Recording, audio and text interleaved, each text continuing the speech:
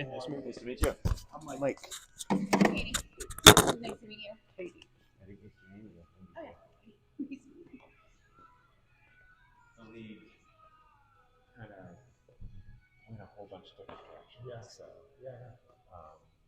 it hasn't been like just get our stuff in order. It's been a lot of coordination in town. So Yeah, that makes sense.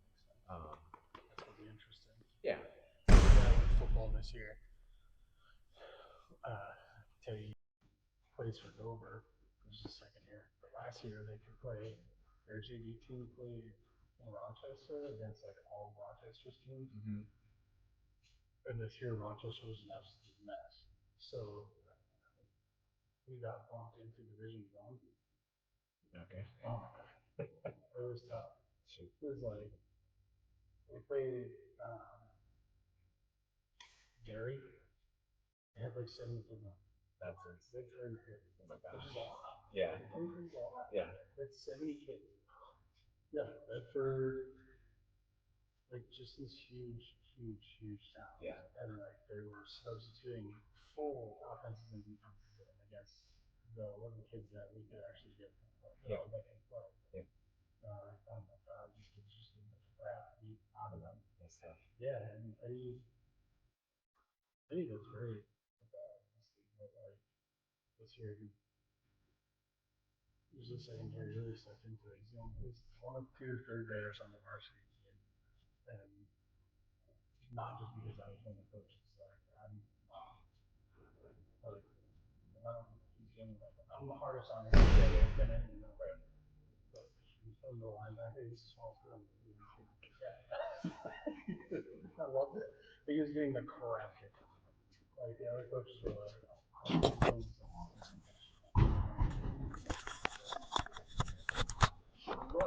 Hello. It's some good weather out there.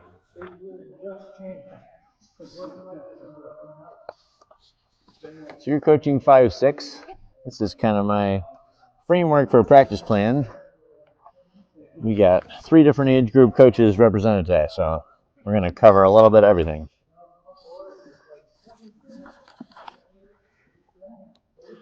Mike, what age group are you coaching? 3rd and 4th, and assistant coaching the first grade. Okay. So you can get a little bit of both. I'm going to give you one of the kind of sample practice plan for both of those. We're going to touch on a little bit of everything for the age groups. Where was the okay. Across the street and see looking around. You kind of know where the miles. It's a nice struggle to keep up. But you did. But we did. Yeah. Yep. Yeah. Good for you. Yeah. Those programs are so great. It was awesome. Also give you one of these, Katie. So 3 ways, 2 rows. More reading material for Mike. 7 in each row. Yeah. You're in the back row of one. So that's 5 rows, I think. You're mainly coaching 3-4, right? 4. Yeah. Okay. So we got that's like my model practice plan. This is more just like principles that I want to talk about today. How you doing, sir? Good. Remember you from the clinic last week? Scott. Yeah, Scott. Nice to meet you. I am 3-4 as well. 3-4. All right. Let me grab you one of those. We got all age groups represented today, so we're going to touch on a little bit of everything.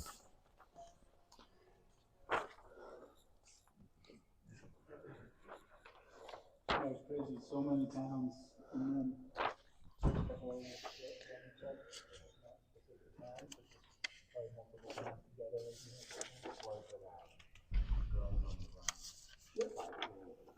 so every state, every program in the state that does it goes on the run, yeah.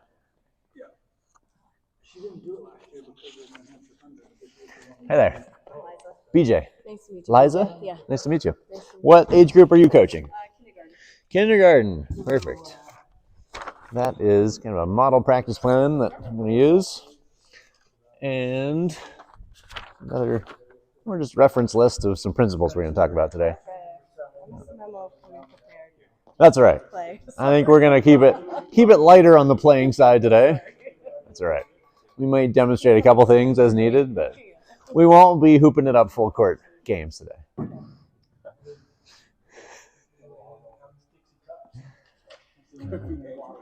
Could be dangerous. Gotta ease into it. Nobody rolls an ankle or blows a knee trying to demo drills. Really? Yeah. That seems to be really common. If it's not ACL, it's Achilles. I don't know. Even NBA players are popping Achilles right and left. Yeah, not good.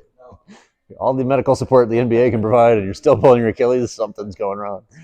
It's rough. So you said 7. Who are we missing, Mike? Expecting John, Okay. but we can do that. Yeah, we can get into it, and they'll jump in when they get here. So we have kindergarten, 5, 6, a little bit of both for Mike, 3, 4, and 3, 4 again for you. Great. John's going to be both. Cool. A couple people doing double duty. If you got multiple kids, that's kind of where we end up. So the sheet I have first, I want to run through, kind of give us a framework that we're talking about. The coaching principles.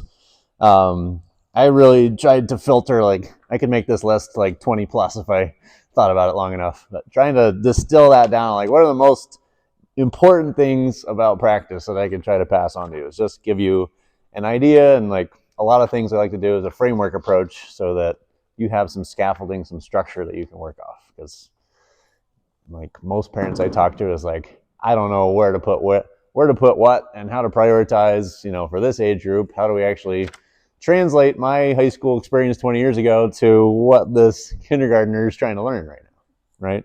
So the first one, I try to put these in priority order. The first one is play before practice.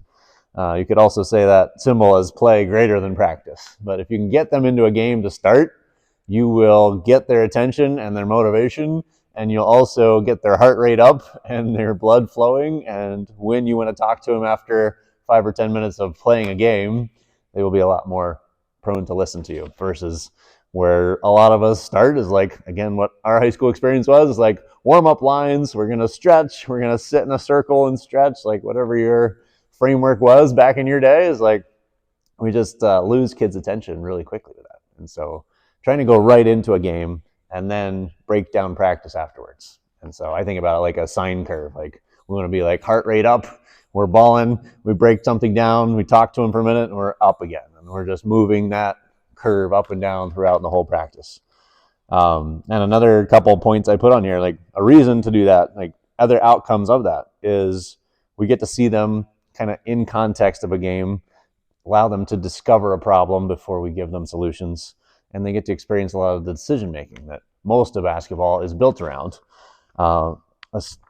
compared to where a lot of coaches, again, spend time on what I would call isolated skills, where there's no decision making, there's no game context, and they really struggle to translate that, right? We kind of build these isolated pieces and then we expect them to assemble it all in a game, but it doesn't happen that way. So trying to get them play experience first and then find solutions and build skills downstream from that. Second is the pace of practice. And I think as coaches, this is probably our best leverage tool, because we typically only have an hour of practice each week with our team. And so we need to get a lot done. And also to the point Katie and I were talking about with the 5, 6 boys, like we'll lose them very quickly if it's too slow. They're waiting in line too long. We're talking too long, like trying to make that pace fast. So my favorite framework we'll go through in the more specific practice plan. I like to call it 6 things in 60 minutes. Just think about your hour in 10-minute chunks, and like try not to spend more than 10 minutes on a subject so that you're constantly pulling them forward toward the next thing.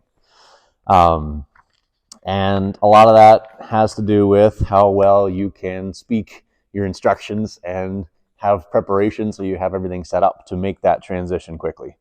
And then the third point I put on there is remembering that most players won't master it today. I think probably my biggest weakness still, something I've had to work on for a long time, is like staying with that least skilled player so long that everybody else is bored and past the point and ready to move on. Trying to get him to just master it today, right? And if you let go of that, it's like, hey, we got 3-month season. He's not going to get it today. Probably nobody's going to get it mastered today. But if I keep hitting on that over 3 months, they will eventually get it.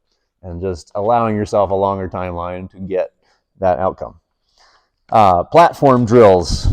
So this is one of my my favorite things, again, to pass on to you guys, is most coaches tend to have a specific drill for every specific skill, right? It's like, I want to run this drill to do this very tiny piece, and I want to do a completely different drill for that tiny piece. And my recommendation would be have a handful of drills that you use, kind of like we went through the workshop with the parents last week, right?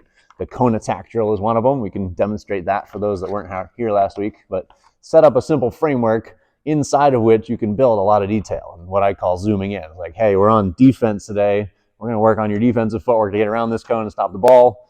The game looks the same. They get comfortable with that setup and that platform that we're operating on, but we can drill down into a lot of detail. So I try to kind of use the 3 criteria here. Make it simple, make it memorable. So naming it something that the kids recognize and call it the same thing, make it consistent. So I was like, we always set it up this way at this hoop, and everybody's lining up in this way. And so I can just call out cone attack 1-on-1, and it's like 2 people grab a ball, run to the lines, everybody's there, and we're like off and running faster. Helps us our pace and our transition. Number 4 is principle-based offense. So I think the world is more and more moving to both principle-based and positionless basketball. So it's less of that guy's a 5, go stand near the block. You're a 3, don't shoot it unless you pass the Jimmy and set a ball screen first, and like all the pattern recognition offense of the old school days. And so I think about this also as a scaffolding for improvisation. So we're less focused on them memorizing a pattern, such as a set play, or more on, hey, here's a simple rule to coordinate you and a teammate so we can attack and really get them seeking opportunities to score. Because who's coached girls' team before? Yeah, you've got a couple daughters, right? So I think girls even more so than boys. Like, if you run a pattern offense, they will do it to the detriment of them scoring, right? It's like, no, McKenna was supposed to do the shot, so I passed up 3 layup opportunities to get McKenna the ball, and then McKenna missed at the end, and that was our offense. And so trying to give them a couple of rules where it's like, I want you to score at every opportunity. Like, we're trying to make defense make decisions till they make a mistake. Whenever they make a mistake, we score.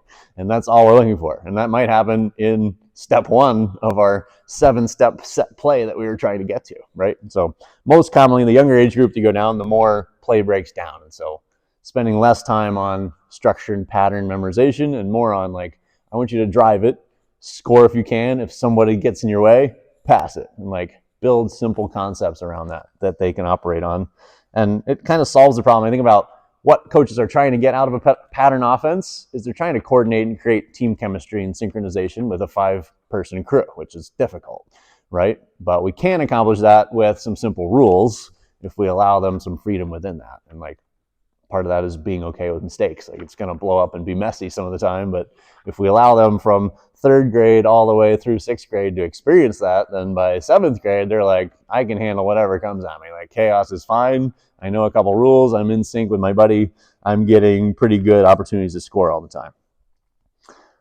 Number 5 is precision instructions. And again, this is a very powerful one that I guess it's 8 years ago, coming up on 9, that I adopted the Tag Teach method. So there's an organization called Tag Teach International that teaches a methodology of giving instructions. I think about it like a communication shortcut. But basically, you can filter down your instructions from like big picture, hey, we're going to work on drive and kick as a team today. This is how it works. We move in a circle, and then it comes down to drive right, move right is our tag point. And if you can just say drive right, move right, and say yes every time they do it, or better yet, when you get to a team game, apply a points value to that. If I drive right and you move right, even if we continue play and you shoot an air ball, we got 5 points because you move the correct direction. We're building the right habits, kind of process-based versus outcome-based, right? We're incentivizing the right action all the time. And with your kindergartners, like, shooting from your chin is a big one. They'll want to do like the granny shot or the diaper shot sometimes to get it up there. But if you say you get 5 points if you shoot it this way, even if you miss, they're like, I'm going to do that as long as you keep telling me yes, right? So simplifying your instructions.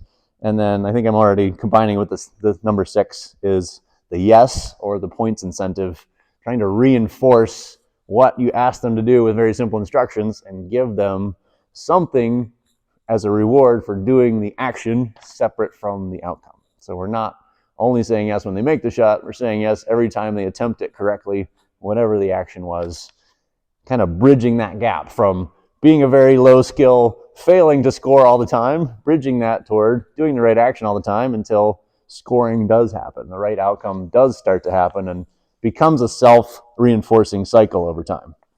And then the last point on that is, I think about it now, is like skipping half of the communication that most coaches spend time on is, don't do it that way, do it this way. I told you not to do it that way. You did it wrong because of this, this, and this. And like, it would just throw all that in the trash and like, do it this way. Yes, yes, yes. Not quite right. Let's zoom in a little bit is what I think about it as. Like, smaller piece, do it exactly like this. Yes, yes, yes. And we just get a lot smaller pieces built a lot faster. One of my favorite visual analogies we just talked about with a coaching class I did online is a ladder side by side. So one ladder has really far spaces between the rungs, and it shows a child or a human reaching up and not quite reaching that first rung of the ladder.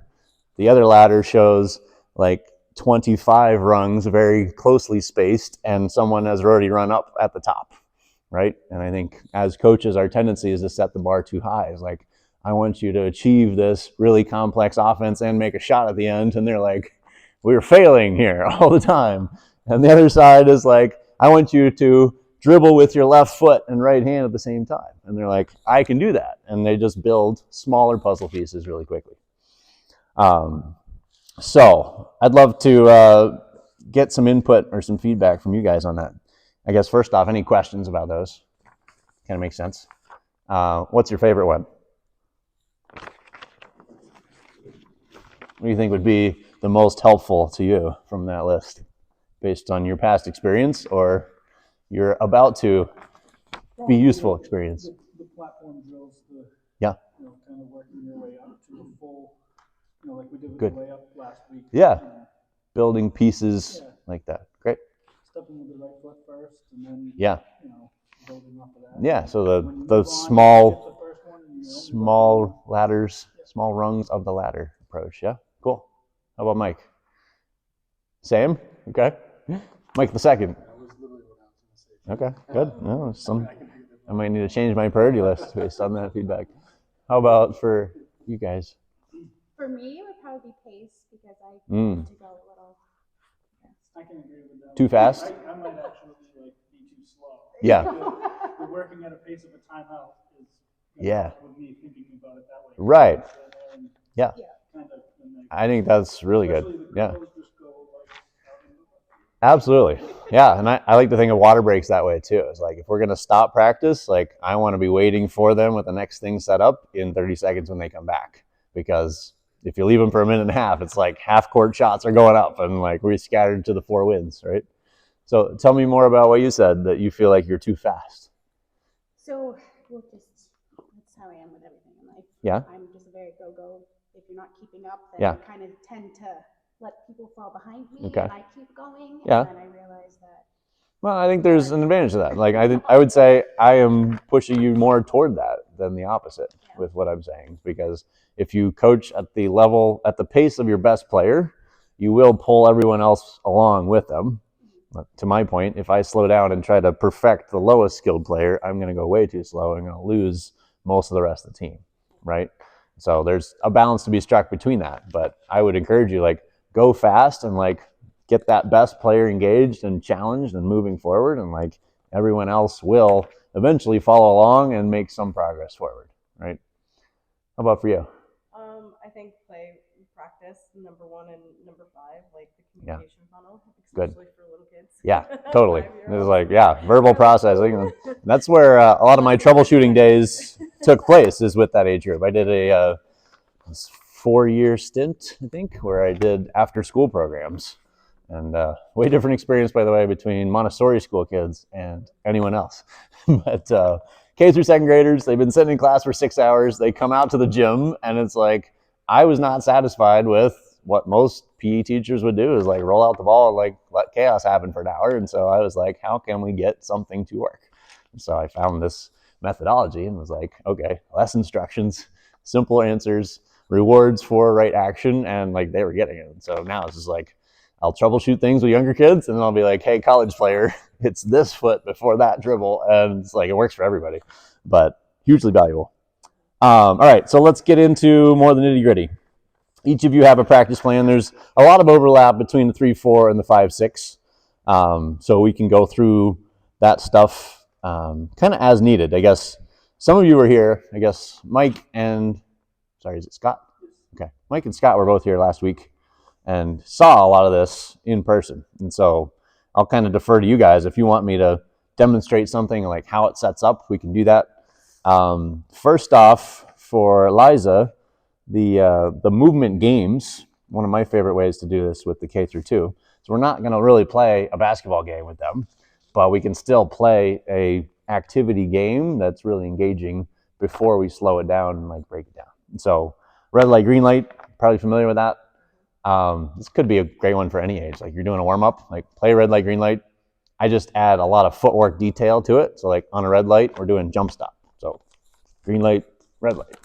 Can you hit both feet together? And then we can change it. Stride stop is on a red light, or hockey stop. We turn sideways. Just getting them comfortable with footwork. Just again zooming in and building details in a framework of red light, green light that everybody knows and loves and is familiar. So we can say that you could call red light, green light, and they will go and be ready to play pretty quickly, right? Simon says I do it with defense. So I get them just sliding, running, rebounding. Take a charge is a favorite one. Get them to fall over and have to stand back up, right? You can play a lot of different details with that.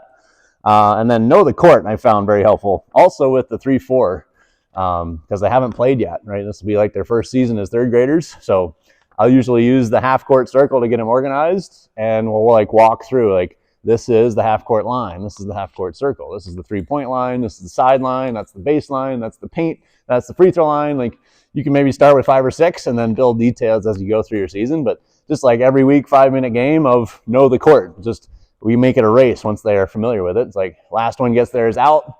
We're trying to get to the correct spot faster than anybody else and recognize it.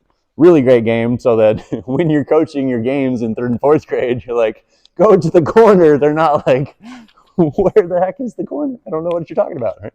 A lot of kids have no clue what the lines are on the court until you give them some reinforcement for that. Dribble games. Great way to use tag teach to get a lot of progress on dribbling. So again, you could use this with 3-4, maybe even 5-6 once in a while if they're struggling to like dribble with their left hand or dribble with their eyes up. Pet peeve of mine with dribbling drills is that we usually use cones on the floor. And so they're like watching cones and then we're yelling at them to have their eyes up the next week. And so like I try to do away with that. So the partner tag teach works really good so that 2 players can reinforce each other. So like if Eliza's dribbling, I am watching her eyes and it's a staring contest. So every time you dribble, I'm counting if your eyes are up and the dribble happened. I'm like 1, 2, 3, 4, 5, counting out loud.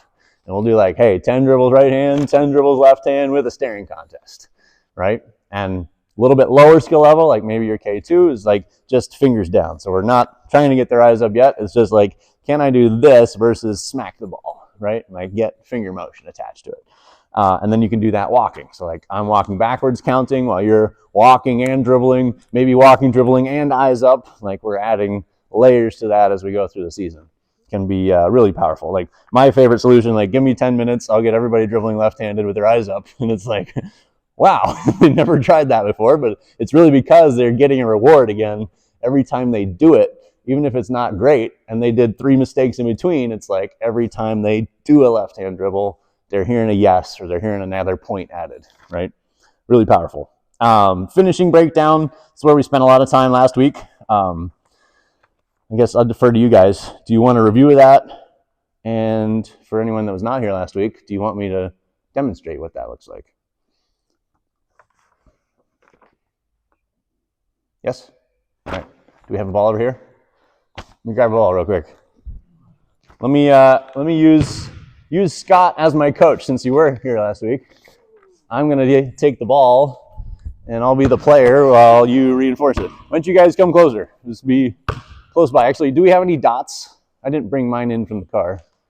If you got dots or cones, even without them, you guys can visualize this. I like to use 2 dots of a different color. And the way I remember the footwork here is to say right is bright. So if I have a yellow and an orange, for instance, the yellow one is brighter. I'm going to place that behind me to start out with right now. and the orange one in front. So the brighter color is where my right foot goes. And we try to keep that consistent. Hey, he's got them on command. Yeah, orange and yellow. My man. So give me orange up front and yellow behind. Thank you. And then for Scott, I would have you stand next to me and be what I call the foot model. So he's going to stand left foot forward, right foot back, so that even though I have dots to put my feet on, like some kids will try to do it backwards. So I'm like using his feet as a reference. He's going to say ready. And what we're going to ask for is just 2 steps, right? So we're taking out a lot of the complications. We're not dribbling. We're not even trying to make the shot. We're trying to zoom in on one specific piece. So let's have you practice. Tell me what I'm going to do, and then ready when you think I'm ready. So when I say ready, you're going to take 2 steps, and you are going to finish, right? Yeah. 2 steps and finish from the lunge position. Right foot first, left foot up. Perfect. Ready? What are you going to say yes to? I'm going to say yes if you step correctly. Good. Only take 2 steps. Good.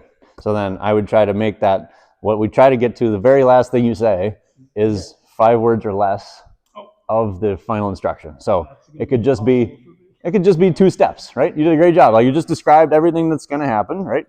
Some explanation needed. But then the final thing you say is 2 steps. 2 steps. Right? And then you're just saying, yes, if I do it. And what do you say if I don't do it? Let's say I take 1 step. No. Okay? Do you need to say no?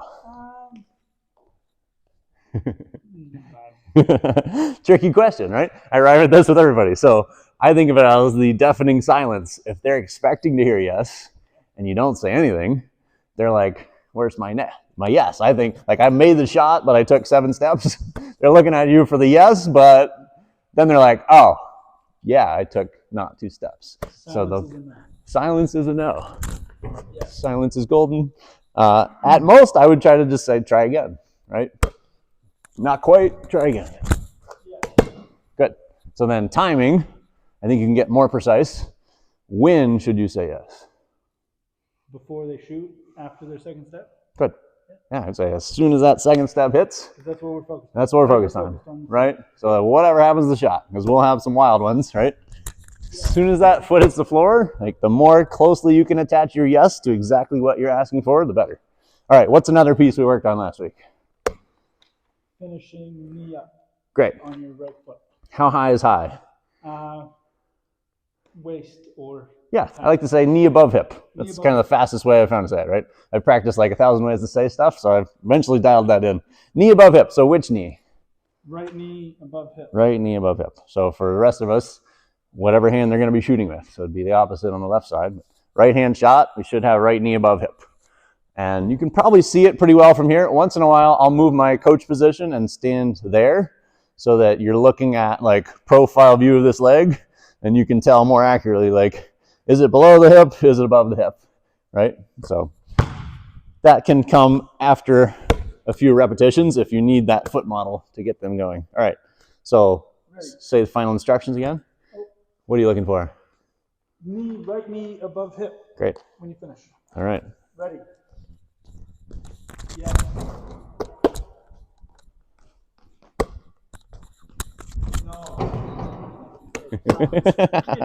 Right. Trying not to say no to stuff, right? Yeah.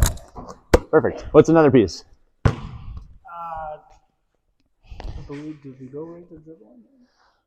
There's a couple more. It's actually on your practice plan in there. Who else got another piece from the list? Yeah, Mike's on it. He doesn't need a list. Pizza pan. Pizza pan. Yeah. Yep. Right. So I call it that. I don't remember when I arrived at that, but it seems to work. And I also get to ask them what's their favorite pizza topping and like make it a conversation piece.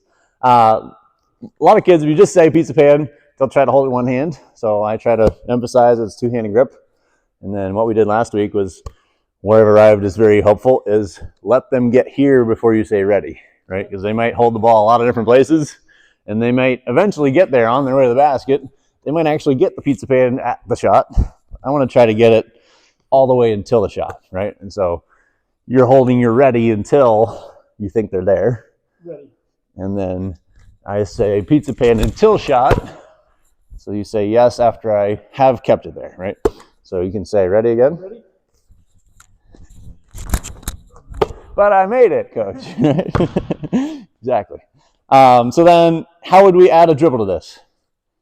You change your lunge and you Yeah, step with your... exactly. So if I keep my right as bright, I'm just going to bring this one back here. So my stance is opposite. And again, foot model is great just to have them something to compare to. So now you're going to step with your left foot first and dribble with your right hand when your left foot hits the ground. Perfect. So I like to separate that because I've done a lot of experimentation with the younger kids especially. If we say dribble and we include anything about left, they think of their hand. Okay. If you say bounce, it's less specific, and bounce with left foot seems to work for most brains. And so I wouldn't worry about the hands at all. Like some players will do this, and that's okay. But if we get that timing right, then the rest of our layup is still going to work. Bounce the ball on your left when your left foot hits the ground. Good. Can you say it in 5 words or less? Step with your left foot first. No, I can't. I just say bounce with left foot. Bounce with left foot. Yeah? Bounce with left foot. That seems to do the trick. All right. So say yes. Let's have all of you say yes if I do that correctly. Ready. No.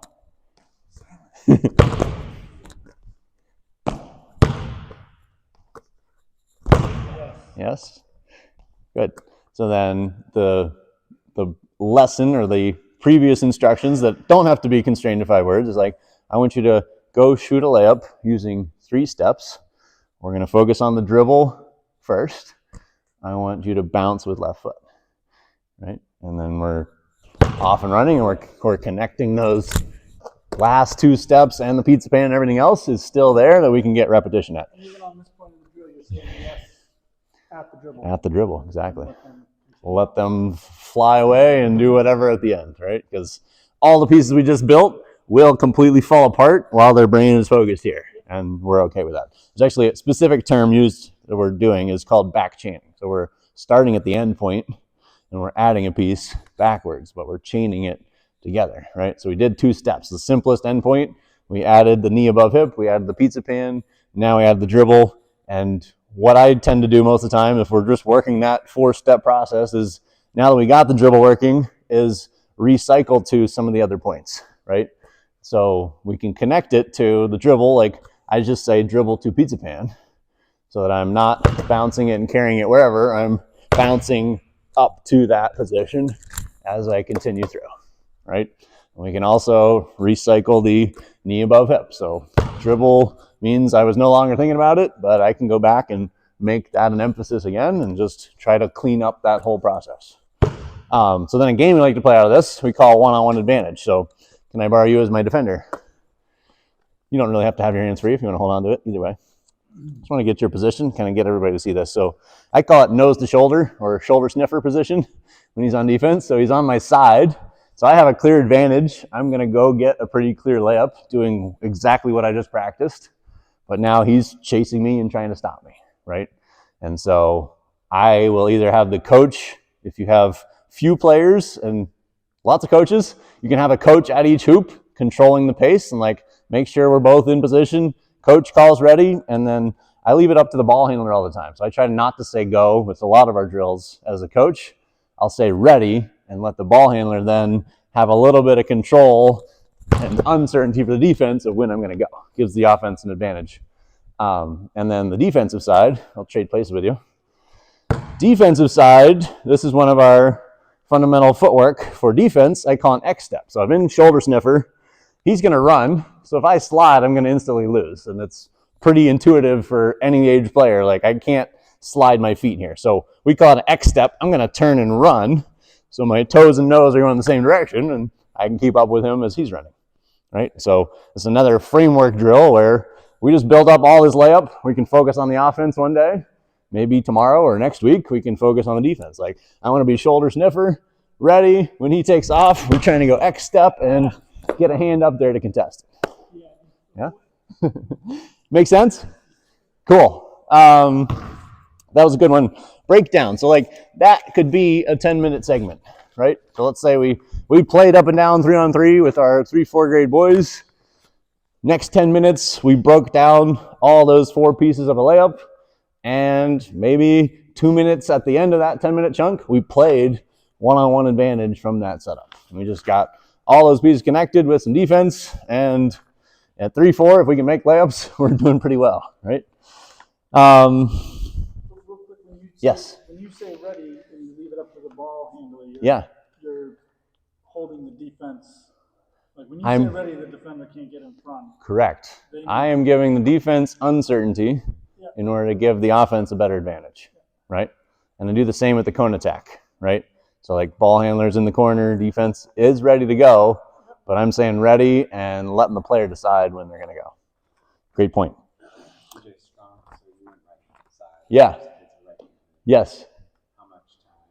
Yeah, I guess I've found, 5-6 boys is probably where you could do 5 and 5 minutes and get some pretty good repetitions of all those pieces. But generally I've found like it's better to stick with one side, and I like to have them make success first, like get good at the strong side, maybe week 1, and then week 2, we could tackle the weak side. Another thing I really like to do with that is do different angles. So like I've come to call this like plain vanilla layup. It's like a 45-degree angle at the basket. Everybody practices like warm-up lines, but that happens once or twice a game, but we need to be able to attack from all different angles. So probably not with K through 2, but as you get to 3-4, especially your better 4th graders, your 5-6, like set it up here, same footwork, but now I'm coming across the basket and I'm doing a thumb spin hook kind of finish and getting good at a different angle attack, right? And so you can kind of go infinitely broad with that, different angles, different sides, different hands that you're going to be using, and build out a lot of finishes. It's a great question. No, I would tell them, I know the struggle is real, and everybody else is going to be there with you next week when we do the other side. But like, we need you to be able to get good at both, right? Maybe with 5-6, I would do some alternative finishes. So like, let's say they are left-handed and we're working on the right side. I would say, okay, for you, we're going to reverse our footwork. We're going to go left-right, so you can shoot left-handed over here, what we'd call an inside hand finish, right? Now, depending on the defense situation, like that might just be a block half the time, right? So if we play the one-on-one game we just set up, he's probably getting blocked all the time. But give him a option or another tool that does work for him if he's just like, I have no right hand, like this is not an option for me.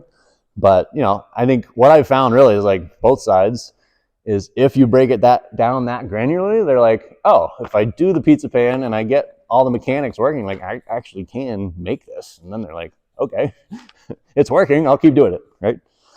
Cone attack is the next one on here in the K through 2 grade. Why don't we walk through that real fast? We've mentioned it a couple times, but our peoples that were not here last week have no idea what we're really talking about. Let's, actually, I'll just use these dots. We don't have to go chase down cones. Scott, can I borrow you again? Or actually, Mike, you got a ball in your hands. Let me borrow you. He's at the ready. Let me have you be ball handler. I would be defense. It's better with cones because it's a vertical obstacle that they have to go around, but dots will suffice for our demonstration. Basically, it's a race like an obstacle course. He's dribbling out around his cone and back to the basket. I'm running out around my cone and trying to stop him on defense. And I like to call it, let me have Scott, if I could use you, out near the top of the key. I would set this up on both sides. So there's a ball handler in the far corner there and a ball handler far corner here. Both lines here are defense. And we get kind of a weave pattern. So if you don't score on offense, you go to the defense line over here. If you get scored on while you're playing defense, you would go defense line over here. So you could stay in defense limbo all day if you never stop anybody from scoring. But most of the time we're missing shots a lot, so that happens pretty quick. I call him the traffic control officer. So he's saying, Mike, ready. And Mike is starting whenever he wants to after ready. What is for the offensive player? Is it a layup? Is it a shot? It's trying to be a layup, yeah. So I like to try to incentivize like downhill finishes at the rim. Like you're trying to go to a layup any chance you get. And at the practice clinic last week, yeah. 5 seconds. Yes, I was going to get to that. So I like to put a constraint of time on this. So this one accomplishes a lot of things. So I like to think about 3 constraints that we can always be using as like our knobs and levers to change the environment. One is space. So we're forcing us to go inside between these 2 cones where 2 players are going to go, right? That's limiting space. If we add a shot clock of 5 seconds after they go through that, we have a limit of time. And then if we say you have to finish downhill at the rim, we're also constraining options, right? So we're like funneling them into this thing. Okay, I've got limited time to use a dribble and try to get to a layup, right? It's a lot of skills are actually packed inside of that. So let's just walk it through. We'll go like half speed and kind of get a simulation of this. I'm coming around my cone and trying to cut him off. Good, right? So like the more speed the ball handler has and the worse the defense is, the more they'll get that shot, right? The better the defense is, I'll cut him off and he'll actually have to change direction with another dribble and go somewhere else, right? And then that'll tie into the opposite angle I just talked about, but getting this finish, right? So we might play this game with our 5-6 boys like day one, start of the practice, and we're just going to see like who's capable of finishing off the dribble a couple of ways. Like nobody, okay, let's break it down. Like here's a layup on the right side. Here's some options to finish the other side, and like then build back up to playing again. So this is a great one to just get a lot packed in. So again, a platform drill. I just started using that word instead of framework because it goes in my 6 P's of alliteration on my sheet. But if you can say like, hey, we're working on ball handling today, 5 points if you cross over before you finish, right? And so like they come around here and they cross their right hand. It's like, hey, you got 5 points even if you miss the layup at the end. Like we're getting better at that skill, right? And then the defensive side, like same thing. We can say, hey, if you make them change direction twice before they take a shot, you're getting 5 points regardless of the outcome, right? Really good one. One of my favorites.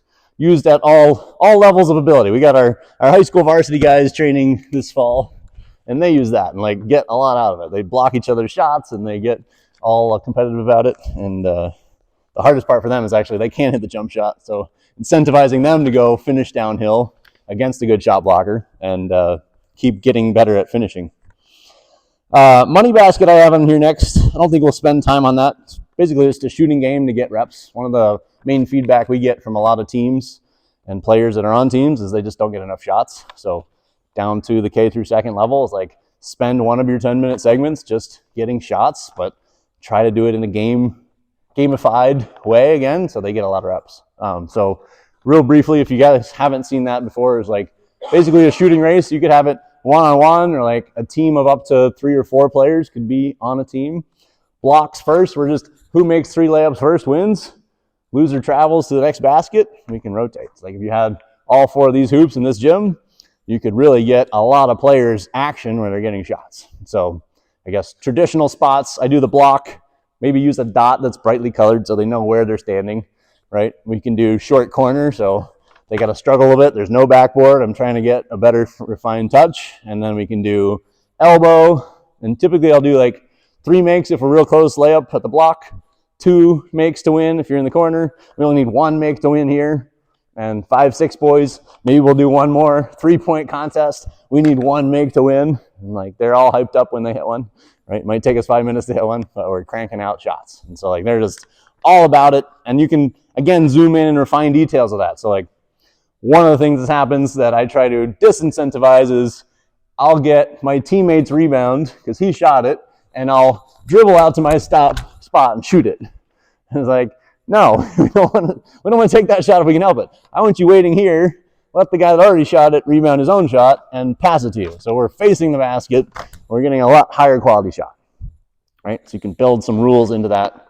Another thing that comes up is the other team will like whack their ball out of bounds to try to get an advantage, right? It's just like automatic loss. You change hoops if you touch the other team's ball in a negative way, right? I could tip it towards your team and help you, and that's okay. But if I'm smacking it out of your way to win the game, then we're gonna call it an auto loss, disqualification. I would probably do 1 ball per side. If you get past like I'd say maybe at 4 players per team, then you could go 2 balls. Because with that many kids, like there's going to be some chaos and some wild rebounds, and like we don't want to stall the game for 5 minutes because that kid had to run out the hallway to get the ball and come back, right? But generally, if it's 3 or less, I'll just do 1 ball. And so like they really are working on like taking care of the ball, getting a clean rebound, making a pass to the next player, and like a lot of skills again can be built inside of that. Since attending your clinic, yeah, we've done that. Good. Through like all the ages. Yeah, I think it's great. Down to when did we start? Today? First? Yeah. Yeah, first, yeah. the kids love it. Yeah. It's that little bit of competition. Yeah, a little bit of competition. There's like no way to do it wrong. It's just like we're cranking shots as fast as we can, like shots on goal. Like we're happy because it's fast and we'll win once in a while regardless because the skill level is so broad that. Back to your point about getting their own rebound and passing it. Yeah. This year I really focused on like good passes. Mm-hmm. The easier it is for your teammate, not just getting the rebound and chucking it in the direction of the line. Yeah, exactly. That makes a big. Make a good pass. Make the shot. That's great. My favorite analogy lately is like, I want you to be Amazon Prime. Like, deliver it to their front porch. Don't chuck it in the bushes like USPS, right? With the competition factor, they'll get the rebound and just.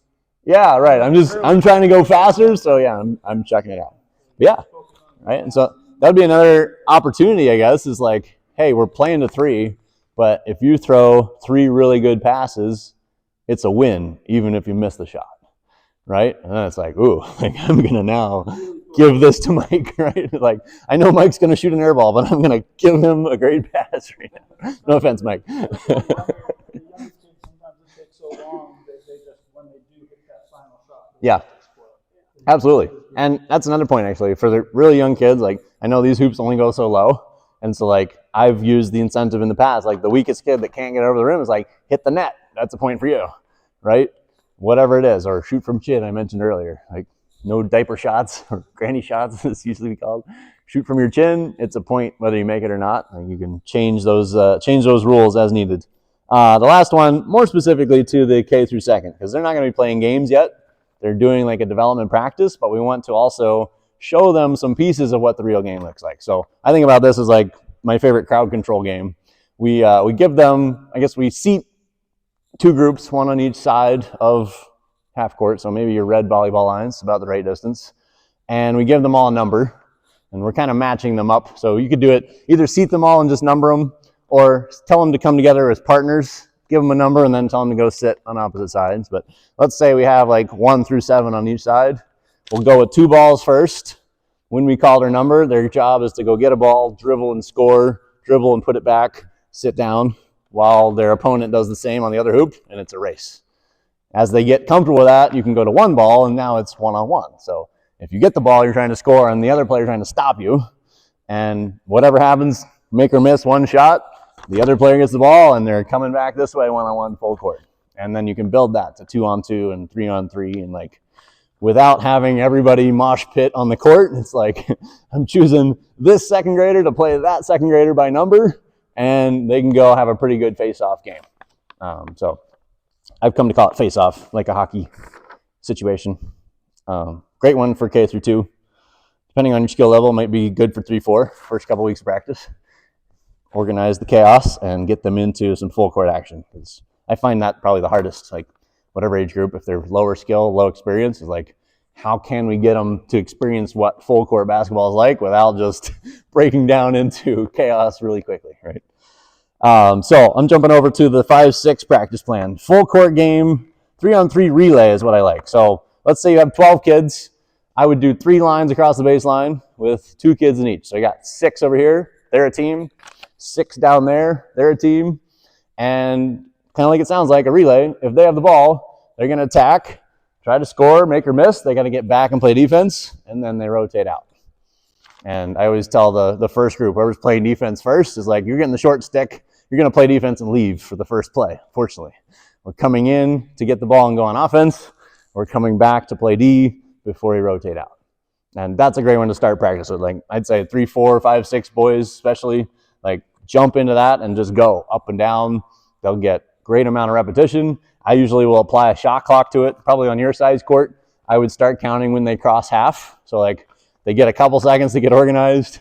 Maybe they're out of breath, they're walking it up. When we cross half, then it's like 10-second shot clock. Like, we're trying to really ball out and get a shot quickly. You can also do that in 2-on-2 format. You can do it in 3-on-3. You can do it in 1-on-1. And depending on the size of the group, like 5, 6 boys 1-on-1 can be great, even if you have a pretty big group, because it's like 10 seconds down, 10 seconds back, the next kid's going. Like, we're cranking the pace really fast so everybody gets reps quickly. Any questions about that one? 1-on-1 advantage we already showed. 1-on-1 cone attack we already demonstrated. 1-on-1 closeout is another one that's very helpful. I think about that as like, top 20% of actions that happen every game, the most frequently. So anybody know what closeout looks like? Familiar with that term? Yes, sort of, kind of. Let me just set that up. Can I have Mike be a wingman over there for me? Sure. New Mike. So if you catch a pass, let's say your point guard threw it there. A closeout just means I was on defense down here protecting the basket, and now my man has it. I need to come out here and guard him, right? Kind of number one fail point for defense a lot of the time, because I'll run too fast or jump out of control and like he's just blowing my socks off and driving. But for the offense, it really happens so often in games that if you can get good at nothing else but how to catch a pass and shoot it, or how to catch a pass and drive it, I try to keep it that simple so that we get good at footwork, we get good at shot, we get good at finishing from that dribble to basket, like all the pieces that go with that. So I like to play this all the time. My favorite setup has become a disadvantaged defender again. So I'll actually have a coach. Let's set this up. If I can borrow any two of you over here. Ladies are not volunteering, that's okay. Still watching, that's fine. I need another shooter on the wing over here at the orange dot. And you're just going to be the passer. So you would be the coach. We're setting it up. It looks like 2-on-1. So you got to explain this a little bit to the players. I'm trying to get them to play 1-on-1 with whoever catches your pass. So if you throw it to him, he's not in the game. It's just me against Mike. If you throw it to Scott, it's me against Scott, and Mike is not in the game, right? But what we do with this is kind of based on universal principles, you could say, of how the defense moves. Like, we're always attracted to the ball on defense. Wherever the pass comes from is likely where the direction of the defense is coming from. So we're getting him used to defense is coming a little bit from your side, and therefore, if you're not shooting it, you should drive away from your pass to the open space. And then defensively, if we set this up, it's really good for the defensive effort because I got to absolutely scramble over here and try to take away where he wants to go, make him drive back toward the pass, right? So you get a lot of pieces again. So this would be another platform drill. Like, we can do this every week and get a different chunk of emphasis that we're focusing our attention on. So why don't we do this a couple times? Once you pass here, good. So first thing I would coach you on is footwork. I want you to step in to catch it. All right, let's do that pass again. What we call a stride stop. So if we played red light, green light, there you go. You'd be good at that stride stop. So then as I'm coming, I'm probably going to be late because I'm at a disadvantage. I want you to drive left. Perfect. He's getting to a layup. Oh, he got fouled of the rim. Good. So let me visualize this, because this is where like my brain lives 24/7 with all the players I coach. When I catch this thing, left, right would be my best rhythm if I'm a right-handed player. And then we'll test your footwork knowledge. Which foot is my pivot foot based on that catch? Anybody? Left. Good. So what can I do with my right? What can you do? Yeah. Anything I want, right? So like I often will demonstrate like I can have a dance party with my right foot, but I can't move my left foot. So the number one mistake I see at all levels is I do a little bit of this before I dribble, and I already traveled, right? So I want to call it a sticky left foot. I got to take right foot with dribble when I do that left hand drive, right? And so like already, like I don't know if you would jump on your third graders as fast as I just did to like clean up footwork, but like show them this drill. Like maybe you're just noting like, okay, you know, Mike's left foot, we need to work on that, right? Scott's pivot when he goes right. Like we're just making notes. So next week we can like drill in like, hey, we're going to work stride, stop, drives and get footwork cleaned up. And the same on the defense. Like, let me have you do that catch again. Defensively, if he catches it, let's pass it here again.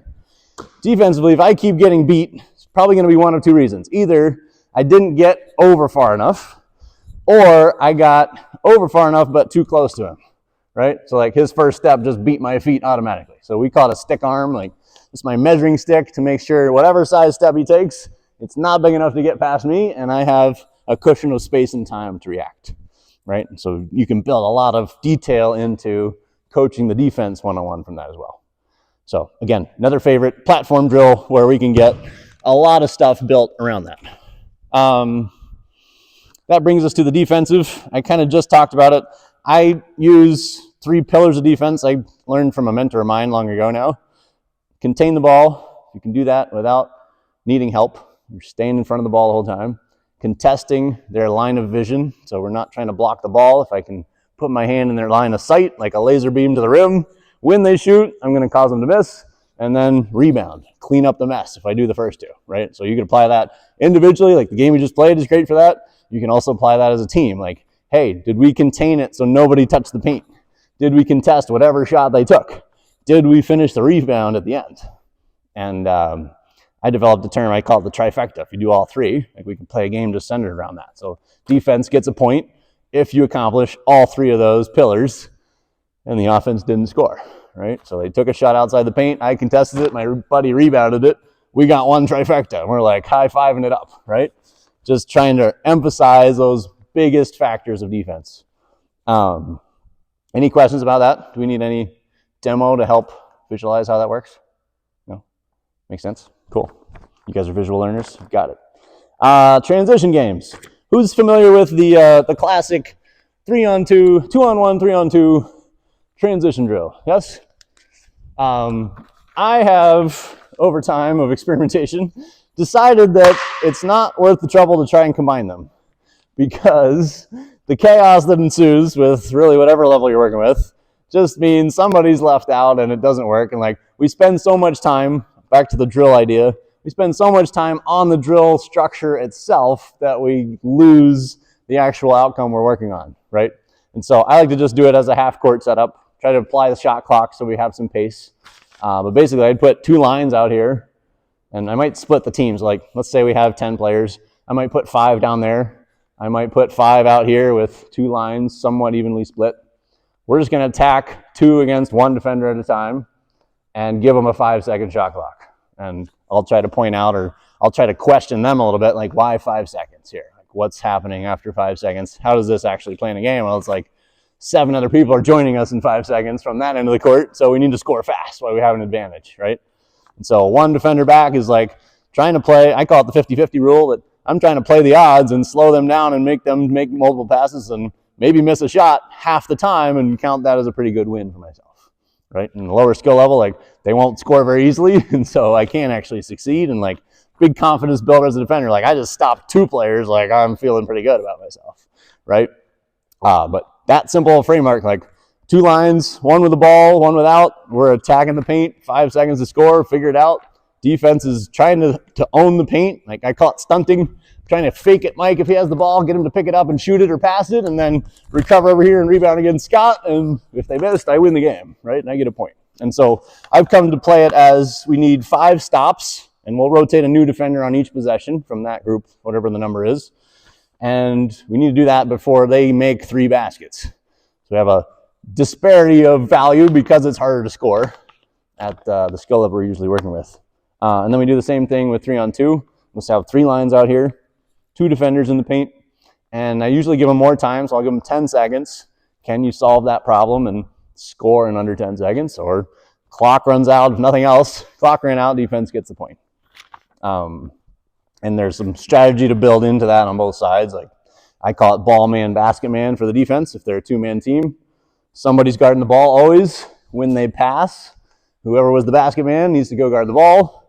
Ball man drops, protects the basket. We just do that ad infinitum. Wherever the ball moves, we're switching roles. And I call it narration. I think the communication term is overused, coachism. And so I call it narrate. It's like, I got ball, I got basket, I got ball, I got basket. And we're just narrating what we're doing, right? Just talking about what you see or what you do. And like, that seems to click with players, because I think most of the time they don't talk because either they're out of shape and can't talk because they're out of breath, right? Or it's like they just don't know what to say. It's like, communicate what here? Like, there's 1,000 things going on. Like, where should my attention be and what can I actually say? So like, just narrate what you see or what you do. And like, you and your teammate, without looking at each other, can know where each other are if you're saying I got ball and I got basket all the time. All right. Any questions about that one? Okay. Did a lot of arm waving and describing, but we didn't actually demonstrate it. Do we need a demo of that one? No? I feel like a mime sometimes. Like, it's all in my head. All these things are happening. You guys can't see any of it. All right. 3-on-0 spacing concepts. This one I'd like to spend some time on. So I like to think about this as like a order of operations approach, with the main goal being the ball handler has the control to create an attack. So let me borrow a ball for a second. So if we have a really poor defensive team and we're coming down playing 3-on-3, I'm going to keep you two as my teammates right now. We come down the floor, what should I do first? Really bad defensive team. What should I do? Just drive, right? I'm just going to go dunk it on them, or the equivalent for 3rd and 4th grade. I'm going to go get a layup every time down the floor until somebody figures out how to stop me, right? And sometimes at 3-4, we don't actually need anything else. Like, that is our offense, right? A little bit better defensive team, how are they going to stop me? Yeah. They're probably going to help, right? So like his defender is going to leave him to stop me. I'm still going to beat my defender. They're not that good yet, right? I can beat one guy, but I'm not going to beat two. So now his defender leaves him to stop me. He's open. I'm going to pass. Now we get into spacing. Yeah? Good. Where am I taking the defense? In. Where do you want to be? Out. Perfect, right? And there's a simple circle shape that really works great with this. So let's keep all of us outside the three-point line for now. One of my favorite things, which Mike's just leaving, but I might ask him to implement for you guys with 3-4. One thing I might like to talk to you about is taping down at least a dashed three-point line that is miniaturized for your 3-4. Because without it, it's a mosh pit in the paint.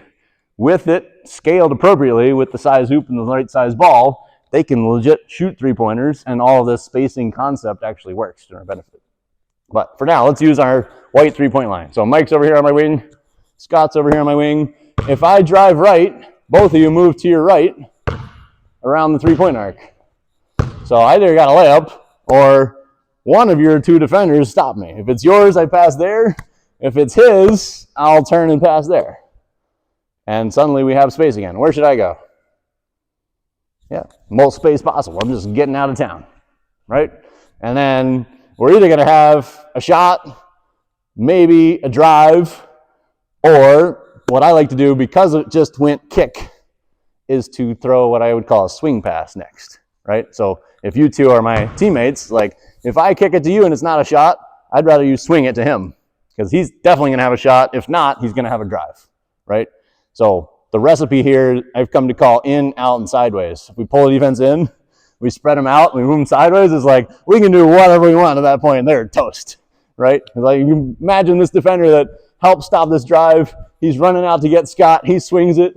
He's now running to get to Mike. And like, if he doesn't shoot it wide open, he can go drive it wide open, right? We just create beautiful offense with that alone. So I call it the circle concept. More common term is drive and kick. I like to start with players defining each of those, like what is a drive, which I'll get some answers, and eventually I've arrived at attack the rim with a dribble, like my favorite way to say it, because we'll get players that'll go over here and like give it to Scott, but it's like, was that a drive? And they're like, no. I'll do it again. It's like, attack the rim with a dribble. Okay, now the defense has to respect your ability to score, and now everything else opens up. So I guess while we're on that topic, let's show what it looks like for 5-on-5, where our 5-6 would be. So can I borrow two more of you? Volunteers? All right, she's in. I'm going to give you a special job in the corner over there. I'm going to shift you to the corner over there, and I'm going to shift you over a little bit. So what we'd commonly call a two-guard front is my favorite thing. We get maximum space. And then the fifth player, I like to put in what we call the dunker position. If we had a trampoline, I might actually be able to dunk it. But also refer to it as hidey and sneaky. I want you to be behind the backboard, outside the paint. So you can picture my defender is going to want to protect the rim and be up in front of it. If they hide back here with me, they're useless, and we can play 4-on-4 all day long and probably score. If he protects the rim, I'm going to move in just a smaller circle, same shape as everybody else. So let's have you drive it, Mike. We're going to have everybody move to their right as he drives right. You can actually cut through the baseline here if you like. I'm going to circle up into the paint, going towards Mike. So if you can picture my defender thought he was going to get a layup and left me to guard him, and I'm suddenly popping open here in space, right? And everybody else is still equally as open because you just all moved while the defense was looking at the ball, right? Let's go back. We'll go set that up again, same start point, or we'll send Scott back across. That's fine. I could have done it without sending you so far. Let's have you drive left. I'm going to move under the backboard, circling up into the paint. Good. You can just keep running right through, yeah? You're burning through and causing a lot of attentional problems for all defense, right? I can catch on the weak side of the rim and score. So again, it's a circle for me. I just think about it as being the size of the paint block to block and underneath the basket. So if you have a big unskilled fifth grader, like this is the best thing for them. Like drive happens, I'm activated, I get layups half the time. If nothing else, you shoot a layup and miss, I'm here in the vicinity to rebound. But most importantly, I have a job to do and I'm moving. Because what I see most commonly with anyone in the post nowadays is like, nobody knows how to pass to them. So I'm not getting any touches as a post player. And I'm basically just relegated to like hang out and hope somebody shoots so I can rebound it. And that's my job. So like giving them a job to do it. Hey, move in this circle. You might even set up dots or tape down a line the first couple weeks. Like this is your racetrack, like 2 tape lines. Like this is how far you move and win. And suddenly they're a huge asset around the basket without being 5 out where they're probably uncomfortable and not very useful. And who knows, they might not even want to touch the ball if they're out that far because they're not confident in dribbling and any other skills on the perimeter. Yeah. Great question. Yeah, let's play that through. Why don't we give you the ball since you're there and shift over again. Offside, good. So let's play that out. So you drive. I'm gonna circle once you hit the paint. Good. You kick it. Now we're both. Yeah. So there's a lot of ways we play this. I guess the obvious one is for you to pop out of space. We can also, like, my favorite as we evolve this and we get more positionless basketball going on is like, you could choose to take the dunker and I can get out, right? We can kind of interchange who's in there. But the simple answer is I just go back, right? I'm just back here. Right. And I'm only activated when the drive happens. And more specifically, when the drive hits the paint, I would say, right? It's like the tendency is like, I'm excited I might get the ball. He starts to take a 6-inch dribble toward me and I'm already up in the paint, right? I want to wait till he hits the paint and my defender reacts to him and then I'm moving to like open space right on time. And the second part of this is I'm not moving on cuts or anything else that's not a drive, right? So like, let's have you dribble over and hand it to Mike. Yeah, Mike to Mike. Handoff. Good. Good. Do you know how to do a dribble handoff? Do you know how to do a dribble handoff? No. Okay. I expected you to do something else. So when he dribbles over to you, what I expect you to do is go take the ball from him and then you're into a drive. That's what I'd call a dribble handoff. You guys have played basketball before. No. So the point there is like, I'm not going to move. So let's do that again, just for demonstration. We're dribbling over, handoff. Now it's a drive. Now I move, right? So the first one was a handoff. Ouch, I missed that. First one was a handoff going side to side. Second one was a drive, penetrating the paint. Then I move. Same thing with cuts. Let's say you had the ball. Nobody's passed to you yet, sorry. Let's say you cut to the rim. And Mike fills over, and Scott fills over, and Mike spaces out again. Nobody drove it yet. I'm still here. Right? Pass it again. Now drive it. Now I would move. And so should you, and so should you, right? And Mike can burn through that baseline. Good. That's great. So you can see very quickly we're pulling the defense both in a circle and away from the ball, right? It's like your cut through the baseline is like super distracting to everybody down here, which probably pulls attention away from me getting open, and all the shooters are open because eyes are just zeroed in on the drive happening, right? Very powerful. We just did some cutting, so let's go back to 3 players so we can do a simplified version of this. I'll let you start in the middle, Mike. And Lisa, you can stay in. Sorry, I got the names wrong. Tell me your name again. Katie. Lisa's over there. Katie's over here. So I call it triangle cutting. There's 3 destinations you can cut toward. So what's one of them? Basket. Perfect. So if Mike throws a pass, he can cut the basket. Perfect. That's it. Let's give it back to Scott just so I can talk about the next 2. So the cut that Katie just did, it's great, we would call a fill cut. She went from away from the ball toward the ball. I would also call it a ball cut, maybe for your younger kids again. It's a way for them to remember. What am I going toward? I went toward the basket. She went toward the ball. Third one is toward what? Yeah, I would call it a space cut. I'm going away from usually both things, the basket and the ball. If I go away from both, I'm going towards space. Space cut. And I've worked a lot mentally on how can we distill that. That's the simplest I've been able to make it. There is no other option. It's going to be one of those three, right? And so other examples people brought up to kind of try to break my rules, like if I flash across the paint, I'm going toward the ball. It's a ball cut, right? If I pop up here, I'm still doing a space cut, right? If I go screen for Mike away from the ball and he comes running across my shoulder, he's going a ball cut, right? Into a basket cut. So it can be a combo, right? Like any combination you can think of, it's like even a V cut, which is a very common term, it's usually two pieces, right? It's part basket cut, part space cut back out. So found that very helpful with the younger kids, just like there's only 3 cuts you can do. Everything we do is going to be one of those in pieces, and we want to just get good at that. Can we basket cut, space cut, fill cut? And so that's what I call the triangles. Like we're making that all the time, whatever angle we're working on the court. Do you have a question pending?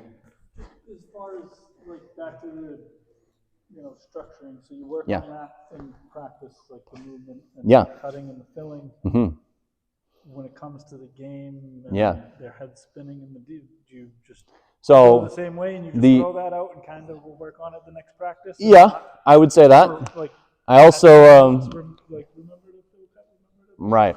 I would also point you back to like what we did just before that, which was drive and kick first. Yep. Right? It's like I wouldn't try to emphasize a lot of passing unless they're really struggling with driving. So it's like drive first, drive kick, we're moving to circle, but now it's just like circle when we drive, triangle when we cut, and now we can mix and match those, right? So like our drive, kick, swing, that made a triangle, right? And if on a swing pass, you can cut, and we can mix and match those two pieces, right? It does take some work, though. So to your point, it's like we're not going to master it in a week. It's like we're going to do it. That's what I'm saying. How do you coach? So drive, kick, other than say go to open space, get out of her way. Sure. If she's, how do you remind them? Yeah. Just right. If she goes right. Yeah. If I drive right, we're moving right. The other piece that I think is important is tying the decisions, the options they have based on the pass they just caught, right? So like on this drive, on a kick pass to you, where's all the defense right now? Here, because I drove it. So your best 2 options are what? Shoot or swing, yeah? But if you swing it to Katie, what are your best 2 options?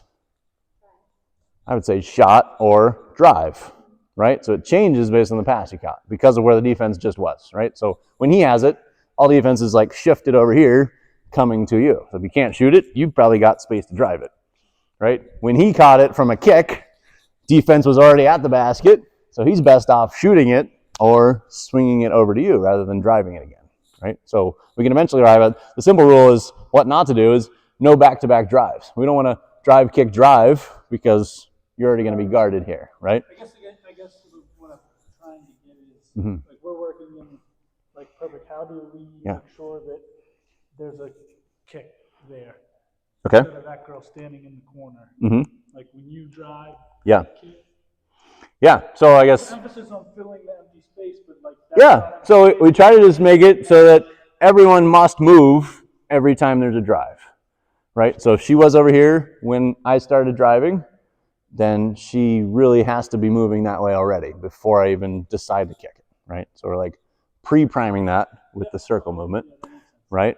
And then really it's when whoever caught the pass doesn't make a quick decision, then we should be back to cutting. Like if you didn't shoot it or swing it right away, then she could cut and the next person would fill and we're back to action, right? And so it's really just through experimentation and enough repetition where it's like drive and kick is our primary tool. If we're stuck for a second, we just did a swing pass, we can cut, whether the pass happened or not, we can get cutting and moving and spacing happening. And then I guess in my experience very quickly is like we threw 2 passes and one person cut, the next person drove it and we got a layup because while all that cutting was happening, the defense was like, I'm chasing my cutter and here comes Katie with a layup and there's no help defense left in the paint. The reason I'm asking is because I ran into problems last year where like Michael's open in the corner, but I can't make that pass. Sure. He's not open. Yes. Just because he's open in the corner, I can't. Like my girls can't make that pass. Right. I'm getting them to realize. Yeah, I think that's a good point. The ball cut is huge. Yeah. Yeah. Yeah. I'm open. I'm open. Right. Your son is over here. Yeah. Miles can't make that pass. Yeah. As much as he would love to, and he's going to be able to in a couple of years. Right. Right. Can't make that pass. So Getting that person to realize you're not open if they can't get you. right. Like that's what I was going to get to is I guess two things. One is like use dots or use tape again and like set out some intervals. Like this would be a triple gap pass. It's not even a skip pass. It's like position 1 to 2 to 3 to 4 to reach my goal. We can't throw that long of a pass, right? So you got to close the gap is what I would put the incentive on. Like you think you're open, ball cut right here, and he can get it to you, and you can probably shoot it, right? Look at it like connect the dots. Connect the dots. Yeah. You can't get from dot 1 to dot 4. Yeah, and actually with driving kick, I often do that. Is like I'll put 5 dots around the perimeter. When we drive, everybody's got to move to the next dot to their right, and we just, like we already did, connect the 2 corners, so somebody's buzzing through the baseline, and that really works. Just get constant movement. And then one more point about that, the interaction, I guess, between those two is I call it the traffic circle. We must yield to a drive, right? So like I pass to Katie, I'm starting to cut, but she drives. It's like I'm going to go now follow the drive, right? So we're not equal. Like somebody's got priority. It's the one that's attacking the rim with a dribble. And if you can get that to work where we're yielding, getting out of the way of a driver, then those two pieces start to work better. Because one problem we see a lot with even high school, like motion offense, is we're overcutting. It's like we pass, cut, and like the paint's full of my own teammates cutting. I can't even drive, right? Like I could if I wanted to, but there's no space. And so like when not to cut. I guess actually I should bring up that. When not to cut is another factor. I like to let the cutters or the corners, I like to have the corners stay out. So the simplest way I've come to describe this is passing from inside out, yes, cut. If you pass from outside in, no cut. Does that make sense? Kind of, sort of? Let's put you there so I can visualize this. So if I pass to you, where have I moved the defense? I would say farther from basket. So now when I cut, I probably have space to cut. When you pass to me, where have you moved the defense? Inward toward basket. So no cut. And in my case, I'm likely to drive because you just created an angle advantage. So I would rather you stay out and circle behind my drive and be an open shooter rather than cutting. The exception to that is actually our third order of operations is a dribble at. So like if you're in the corner, normally you're not cutting. If I do this, you are cutting. That's our trigger, right? And a lot of players will come to this like, why can't I cut whenever I want to? Like my guy is out of position or I'm being overplayed. It's because I'm not ready to pass to you, right? Back to the earlier point. He thinks he's open, but he cut at the wrong time when I wasn't ready to pass. It's like it's the same as not being open. If you can wait long enough, like we both recognize, let me actually can I use you as a defender for him? Yeah. Deny Michael from getting a pass. So put your left hand out where I can't throw a pass to him. Great. So I just set this up as like a logic tree. What is she between? You and ball. What's she not between any longer? You and basket. So you could take that space anytime, but if you wait and we both recognize it, now you're really open, right? So that's our exception to being able to cut from the corner is waiting for a dribble at. And so back to my order of operations I started about like 15 minutes ago. If I come down, bad defense, I'm going to drive it. A little better defense, I can kick it. Better defense, they pack it in and I can't drive at all. I'm just going to pass it and cut it, get us moving. Better, best defense, I can't drive it because they got a really good one-on-one defender and they're denying my teammates. I don't have any passes. What do? I'm going to dribble at him and get a back cut, or our counter move to that is then a handoff where we can get another angle and another drive happening, right? Because most players, like, they'll either shoot a bad shot, like when I ask middle schoolers, they're like, I just talk them through that. Like, they have best defense, they've got this, and this covered, and they're like, I don't know, shoot it. It's like, or call for a ball screen, which I guess I could talk about that briefly, but I like handoff versus ball screen because, again, it's initiated by the ball handler. I don't have to wait for Scott to come screen me to get me moving. It's like, no drive, no pass, here we go, and we're off and running quicker, right? Gets that pace of play faster. So I call that the 3 actions, order of operations. Drive if you can, pass if you can't, dribble at, back cutter, handoff, based on how the defense is playing. Can create a lot of really good offense without having to do anything more complicated. All right, we already talked about our 2-guard front, our dunker position. Shot clock execution is on here, and full court flow. So shot clock execution would just be, can we do a drive and kick, maybe with some cuts? You could mix and match that, but can we get everybody to touch the ball in 10 seconds and get a shot off, right? So it's like drive, kick, swing, that touched the 5th player, shot. And there were 2 seconds on the clock, right? Because one of the things that we get into between practice and game is like, we slow practice way down, and that's what they're used to. And when there's live defense, they're like, you're going to drive, kick, and now when you swing it, I'm going to steal it really easily, right? So I'm trying to move that pace up. And then full court flow, another problem I see a lot. Not only will your ball handler come down right here, because this is where we always practice it, versus where I like is commonly called slot position, like off center if we got 2 guards and 2 corners. They will also be very uncomfortable if the ball is anywhere else but these spots that they practiced in a half court. And so when the full court game happens, like I like to get them used to, like, we're going to rebound and bust it out, maybe outlet it. That guy that's going to the corner actually has the ball. So when I come down, I can just cut the rim to start this. The next guy fills and we're into motion, right?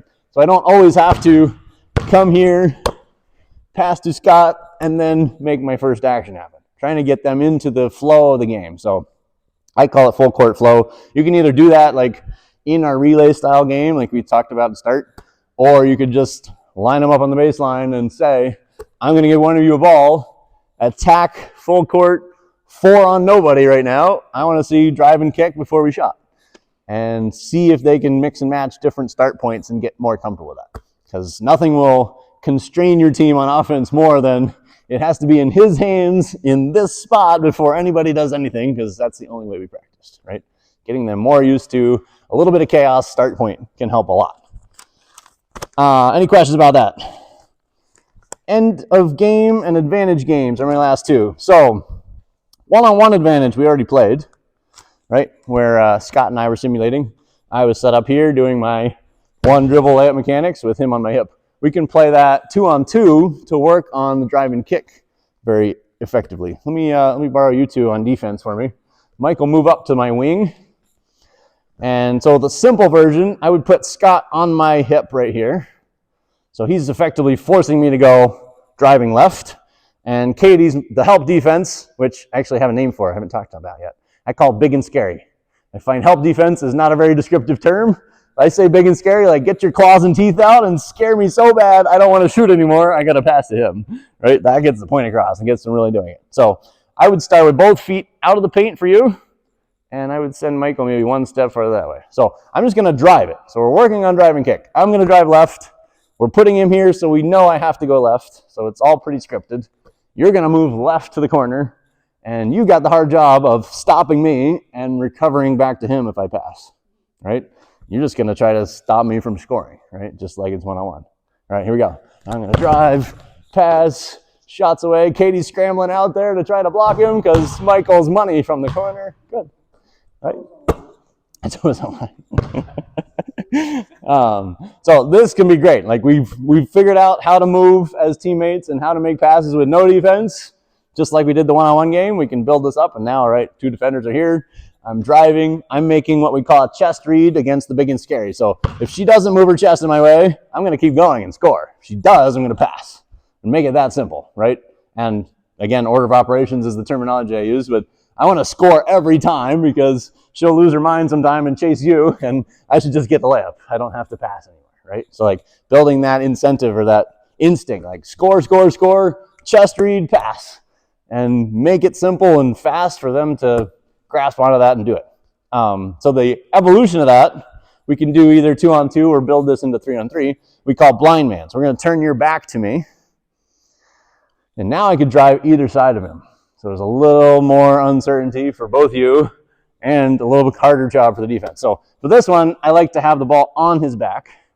And when I take it off, he's live. He can turn around. So my incentive is to Yeah, my incentive is to pull it off his back and go, right? And then your job is to like scramble over there big and scary and make me not want to shoot layup. Which way you're supposed to move? Let's step you forward a little bit. I would probably go free throw line for your toes. Which way did I drive? Which way should you move? To the right, yeah. Right? And actually, I like to use the analogy of turn signals with kids. So like right hand dribble means blinky, blinky, blink. I'm going that way, and so are you.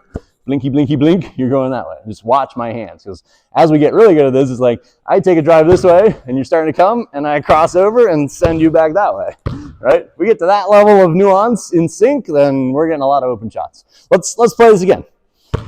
I'm here. Katie's scrambling over to scare me. Michael's filling behind, right? Had to pass it over the top of Scott. Good. Open shots happen. And then I really just let the defense kind of figure that out, right? You guys kind of landed on it. Would you coach this person if they were beat and she made herself big and scary to then find Michael Yes. or Chase? Yes. Find Michael? Well, I'm saying yes to two things, but in layers, I would say first is like stop the ball, right? Because if you give up on the ball and she doesn't quite get there, like we just gave up a layup. So it's your man that's driving. Yep. Try to work on that scramble and stop the ball. And if it's a double team, so let's set that up. So I drive, you're both with me, double team me, so I'm definitely not getting a layup. And then I just call it who's closer. When I throw this pass, now it's yours, Into the closeout. right? In the closeout, right? And I try to get them, I call it the, I'll ask them, I guess. Do you have a sibling? Who's closer to the light switch at home? That's the game we're playing. It's between you two. Who's closer? Like, you could shove him some of the time on the shoulder, like, go get the ball. And you're like, I got the ball. We're just declaring that. And we did effectively switch, right? You were guarding me. Now you're guarding a different player. But if we stop that drive with a double team and make us kick it out, like, we're pretty golden as a defense, right? Another problem I ran into with Yeah.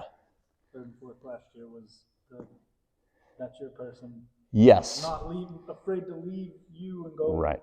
help. I think that's an evolution, honestly. Like, I think we need to be okay some of the time. Is like, you stayed with your man the whole time. Great job, right? For some players, like, that might be their whole season. Maybe fourth grade, like, you can develop the idea. I've really found big and scary is really helpful. It's like, he is my man, but I got to scare this guy. Like, they'll embrace that. They'll actually be roaring on the court and, like, making stuff happen out of that. And, I think it's just a natural evolution every kid goes through. It's like, I have only this one player. Okay, now I know where they are, but I got to stop the ball. It takes some time. End of game situation. 5th, 6th grade is probably going to deal with this more than anybody else. So breaking a press, inbounding the ball, kind of having an out-of-bounds play approach. So who struggled with breaking a press before? Yeah? Comes up a lot. If you haven't coached 5th and 6th yet, it probably hasn't come up, right? So I guess real briefly, 2 pieces that I like to work on. Let me borrow a ball. Let me have you be my point guard at the free throw line. We're going to say this is out of bounds, and we either had a basket made or a turnover or a timeout. Ball was dead. Referee's giving it to me. Most likely time when a press is going to happen. The other team had time to set up and get ready to pounce on us, right? So I call the best move you can make a U-cut. You're going to run toward me and then away to the sideline. And I'm either going to bounce pass it to you. So part of this is keeping your toes running the direction you're moving. Let's try it again. That's right. I've had very few people get this on the first time. So this is my demonstration, actually. I want you to fly through like this. Your toes are pointing forward the whole time you're moving, right? So I'm going to do one of 2 things based on the defense. Let me have Michael, if you can guard her as she does this. I'll let you choose how you want to guard her. Let's try it, Katie. You cut. You're running toward me. Keep your toes running. That's all right. So my goal for you is to be able to run fast by not having to backpedal. So just keep your toes running forward right through the sunline. That's all right. Even if you're not fast, we're just making the shape right now so I can make this point. So let's do it slow. You're just walking toward this red line. If Michael is there, I can probably lead you with this pass on your hip. But if he comes a little harder, he denies that pass. I want you to keep running. Now I'm going to throw it over the top of you. Right? That's my magic solution. He can't guard both. If he plays behind you, you're definitely going to catch it here on your hip, protected. If he plays in front of you, you're going to have a football receiver pass over the top, and you're down the court running. Make sense? Okay? Second part is to throw short diagonal passes. So let me give it to Katie. You just did your U-cut. You caught it over there on the sideline. Let's say our other guard had run a similar U-cut over here. We don't want to throw either a horizontal pass, or if Scott was way down the court, we don't want to throw a vertical pass, because those are the two that get stolen a lot. We want to go short, diagonal. So I want to come across and get this pass, and then maybe I would throw it to him up there, and we might have a fifth player running that side, right?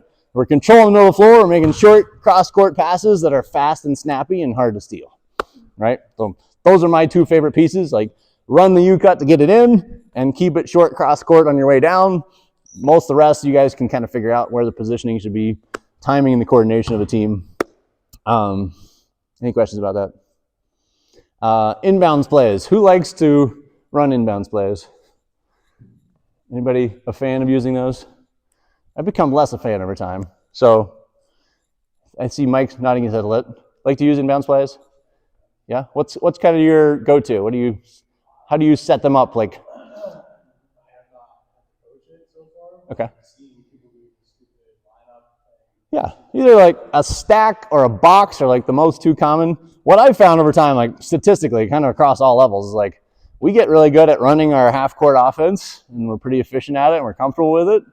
Running an out-of-bounds play is like such a special team situation. We're trying to execute like the level of NFL linemen to get everything timed and blocked and screened and spaced and get one specific shot. It's like not worth it most of the time. So I'm a big fan of like whatever you want to set up as, but like basically we're going to break and throw it to the point guard out toward half court and get to our normal offense because we're a lot better at that. We do it multiple times a game. We're pretty efficient at it. I do think there's an advantage to having one so that it's the end of the game. We got 2 seconds left. We actually do need a shot right now. Like drill it, but don't spend half your practice on it. It's like 5 minutes, the end of every practice. Hey, this is our box. You both screen there. You both run there. And we create a opening advantage that maybe somebody can shoot out of if we get to that scenario. But especially with the 3-4 grade, like with 3 players, there's not much you're going to do for inbound. So like get the ball in, run your normal offense, drive and kick, whatever it is. And you're usually going to be pretty efficient and score pretty well out of that. I think that gets me to the end of my list. Tell me any questions or specifics you guys want to troubleshoot, if you got anything. Stuff I maybe didn't think of or cover tonight. It's just maybe specific to shooting mechanics, especially 3-4, but yeah. How much do you feel like we should be I'd say with coaching actual mechanics? Yeah, that's a great question. So back to our scaled 3-point line, I think probably helps you the most with that, because if they try to shoot that 3, no mechanics will matter, right? It's going to be a baseball pass. They're going to huck it up any way they can. And so I guess what I've arrived at, especially the rec level, is just like shots on goal is what they need. So like, don't worry so much about the mechanics. If they're getting enough power to reach the basket, like that's the best thing for them. Like if you're constraining or over constraining a kid to have certain mechanics to where they lose all their power and they can't even touch the basket, then it's like demoralizing. Like I don't want to shoot. I don't even want to play basketball anymore because no shot I take is either rewarded with a make or rewarded by the coach, right? I can make it with my huck up or I can miss with coach's method and I'm screwed either way. So like I don't want to play anymore. And so like the scaled 3-point line, the lowered hoop, the smaller ball, just like make it feasible for them to make it with pretty good mechanics, and then you can start coaching that more. But I'd say for most, like 8 out of the 10 players on your 3-4 team is like mechanics are not going to matter as much as like moving to get open, making the right decision to shoot when you are open, and like getting shots on goal. And like, I don't know. Yeah. Basically focused on like elbow to eye. Right. And less about like setting the. Yeah, it's less about like, I really like I could distill it down to 2 pieces, like start at your chin, finish elbow to eyebrow. Like nothing else matters. Like if you have enough power to go with that, like you're gonna develop a pretty good shot. And yeah, like to your point, I always go toward power first, right? So like whatever your mechanics are, if we can get you to reach the basket more often, like that's the thing to go for. Like if it's this for now is okay, like it's on the basket and like we can refine that later. But my experience is like everybody does this or that until 5th grade, and then they start to evolve, and by 7th grade they've got a decent jump shot. So it's like the parent fear that like, oh my gosh, my kid's gonna forever shoot this way. It's like, just give them 2 years, they're probably gonna be okay. Like everybody evolves as the game evolves and as their body matures. But yeah, it's a great question. I mean, we spend a lot of time talking to parents about that. So I guess that's the simple framework is power before precision is what I've come to call it. And then if you are coaching it, like you've got a good player that's got the power part figured out, like we need accuracy, then it's like chin, elbow, eyebrow, like do that in sync with your feet, and like all that starts to come together over time. I love how you have to kind of strip it down forever. Yeah. It helped to have BJ. Yeah. But you had to start in. Yeah. 3 in a row. Yeah. Take a step back. Right. And they were out in the yard. Great. No, it's really, and she was a great example. She did really well with that. But yeah, seeing a player be able to make that progression really work. I'm like, yeah, I'm a big fan of, maybe you do something else to warm up your whole body, but like when you're going to work on shooting, like start that way. Like commonly called a shooting ladder, but just like, even if it's one make one to move back 6 times the 3-point line and then shoot your threes. Like your whole body is going to be better synchronized and warmed up there. She was super excited when she airballed that one, and you made one little tweak. Yeah. To her step in line. Yeah. And she made it from the 3. So simple. Yeah, that's great. Just like one step in. Yeah, it's super rewarding for me too. It's one of my favorite things. See shots come together. Cool. So simple, like just one simple tweak. And, Yeah. We actually have a whole course called The Sniper. If you're interested, you can do that for free through our website. It's also a playlist on our YouTube channel. But basically, all of my thoughts brain dumped about shooting, what we send to our 7th, 8th, 9th graders that we work with. But give you some more ideas about, here's how to think about it. Here's like the 7 mechanical pieces that we commonly troubleshoot, like make all that work. Cool. Well, we can wrap up there. I like to ask one question at the end of every session that I do, which is, what was the most useful thing for you? So you guys have been quiet, at least lately. I'm going to start with you. What's the most useful takeaway for you today? probably that she preferred to set up a practice specifically to the 3rd and 4th grade level at this point. Cool. And the drill that yeah. Great. How about Lisa? I would say, I played basketball in high school. Yeah. But how much it's changed. Sure. Yeah. It's been a lot of evolution. Right. Right. Good. I had my coaching certificate and all the things in college as well, so it's great. Really cool to continue to learn. Yeah. I think commonly for the K through 2 especially is like you almost need a translator in a way. It's like, all the stuff I did in high school is still there in my mind, but like how do I get kindergarten Johnny to understand what we're doing here? It's a big challenge. How about Scott? Probably the movement, the explanation of how to properly right, and left. Good. Just to simplify it as circles and triangles. Yeah, if the ball moves right, you need to move right. Yeah, no, it's hugely powerful. I think that they'll understand that better than how we were trying to do it last year. Sure. We were trying to do the same concept, but just couldn't. Yeah, it's commonly like just having the right way to describe it and get that to work and make it simple. Like, 20 years of practice, I finally got it distilled. Like it's a circle, move right when they dribble right, and like you got it. How about for Katie?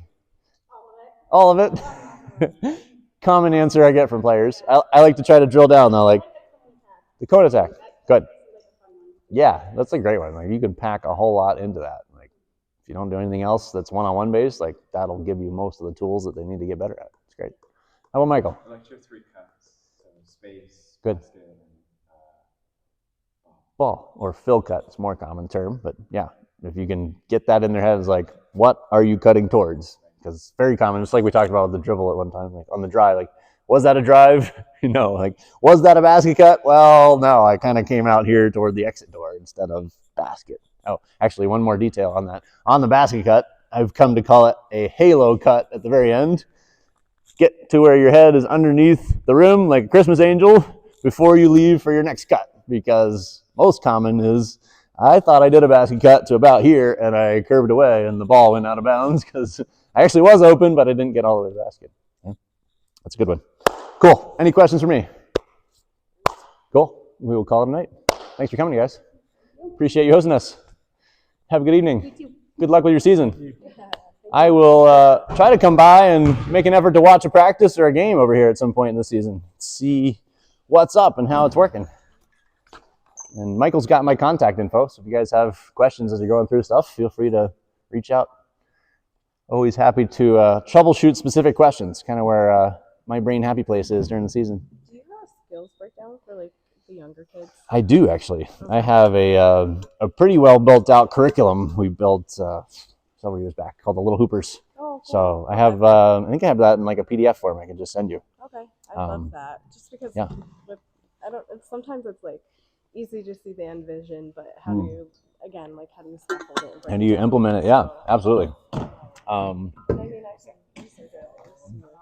Yeah, that's our website. You can send me you can send me an email, bj@playpracticebasketball.com, and then I can just attach that PDF and send it to you. Okay, Yeah, awesome. cool. Thank you. You're welcome.